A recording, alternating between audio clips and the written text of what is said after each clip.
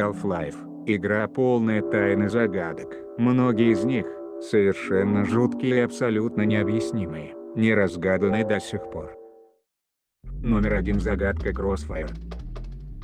Иногда, если игрок остается на сервере один, турель может ожить и начать следить за игроком, при этом не стреляя, а в башне загорается яркий красный свет. Если попытаться подняться наверх, то турель перекроет лестницу стволом, словно не давая добраться до того, что находится в башне. Возможно, тайна ожившей турели как-то связана с загадочными барни, расставленными по всей карте. И хоть в мультиплеере эти барни отключены флагом в свойствах, возможно, при загрузке клиент не может правильно обработать entity от барни, и турель наследует его свойства, обретая разум. Номер 2. Загадочные звуки. Энтузиасты Half-Life сообщают об очень редком, но пугающем явлении. Если долгое время стоять без движения в уединенном месте, где нет ни монстров, ни ученых и вокруг полная тишина, то можно услышать едва различимый звук шагов, хотя вокруг никого нет.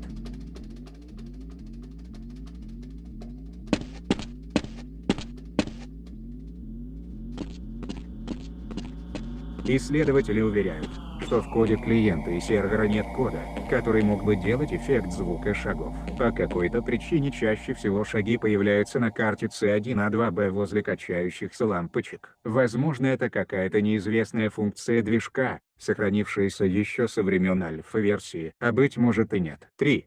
Тайна кофейного столика. Среди префабов, что шли вместе с Хаммером, есть кофейный столик. Однако, если попытаться вставить его на карту, то текстуры на нем не окажется, даже несмотря на то, что название текстуры прописано в файле библиотеки префабов. Один из мапперов Valve, Брэд Джонсон, вспоминал, что этот префаб столика вел себя до абсурдного странно, пропадала не только текстура. Сам стол мог исчезнуть с файла карты в Хаммере, а если и не пропадал полностью, то оказывался странно деформированным с полностью съехавшими вершинами. В итоге мапперы сделали новый префаб для стола, а многострадальный кофейный столик определили в пресс для мусора на C2A3E, где он, на удивление, вел себя смирно и не исчезал с карты.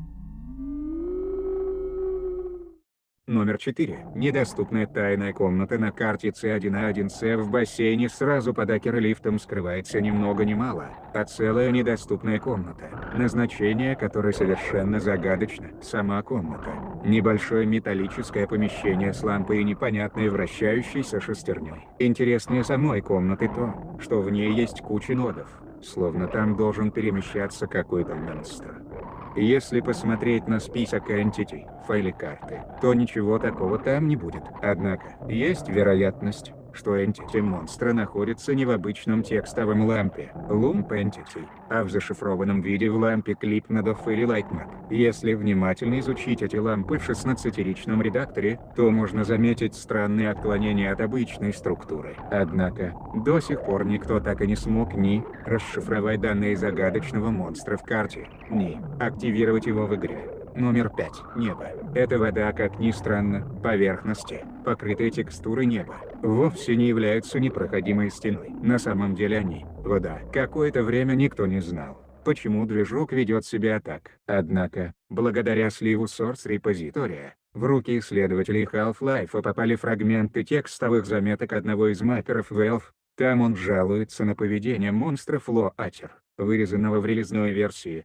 С его слов, этот летающий монстр все время стремится улететь за пределы карты сквозь геометрию с текстуры неба. Он уже просил программиста Стива Бонда исправить интеллект монстра, но ничего не помогало. Единственный способ удержать монстра на карте – превратить полигоны неба в воду. Маппер замечает, что водяное небо – временная мера, пока интеллект монстра не исправит. На этом заметки по Floater кончаются, и маппер к нему больше не возвращается. Однако в итоге монстра из игры убрали, а вода в небе так и осталась, словно барьер для кого-то еще. Номер 6. Загадочные трубы на карте C1A2D. Есть любопытный закуток. За проволочным забором прячется рабочее место охранника, который, судя по всему, заведовал складом в офисах администрации. Однако в его обязанности дополнительно входило следить за трубами, что проходит в служебном канале за стеной. Как раз возле рабочего места есть окошки для наблюдения. Но зачем именно следит этот барни? Что особенного в этих трубах? Профессиональные игроки в Half-Life несколько раз замечали, что иногда некоторые из труб в этом месте начинали едва заметно дрожать. А откуда-то снизу слышался странный скрежет.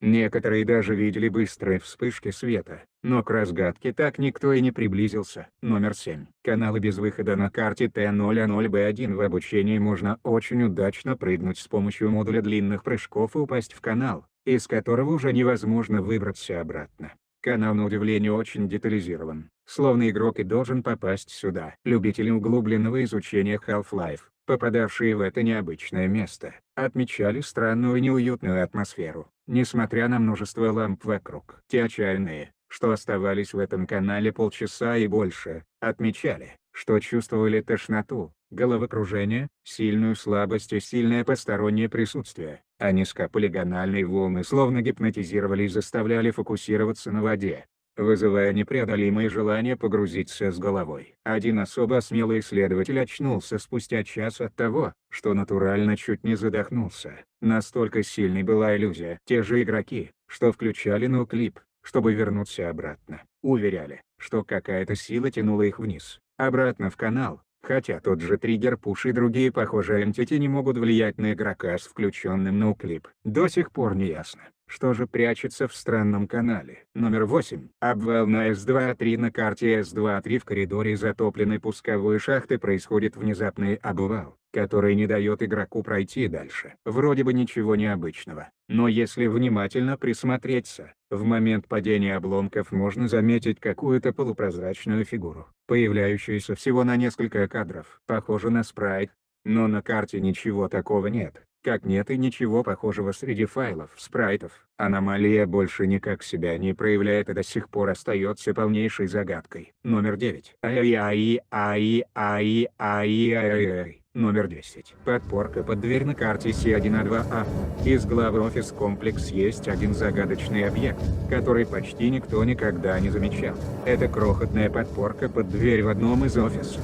На вид абсолютно незначительная, но с ней связана зловещая тайна. Один из разработчиков Свен Кооп, у которого были исходники движка Half-Life, рассказал, что там был огромный, сложный и абсолютно нечитаемый кусок кода, почти целиком состоящий из ассемблерных вставок, связанный с этой неприметной подпоркой. Как, зачем и для чего, абсолютно непонятно, учитывая, что подпорка даже не брошевая entity, а просто кусок геометрии карты. Единственное, что удалось понять, при каких-то строго определенных условиях движок скопирует полигоны подпорки, динамически сделает из нее брошевую entity, начнет дробить грани на огромное число полигонов, а потом станет применять к ней невероятно сложные геометрические преобразования, разобраться в принципах и логике которых оказалось совершенно невозможно.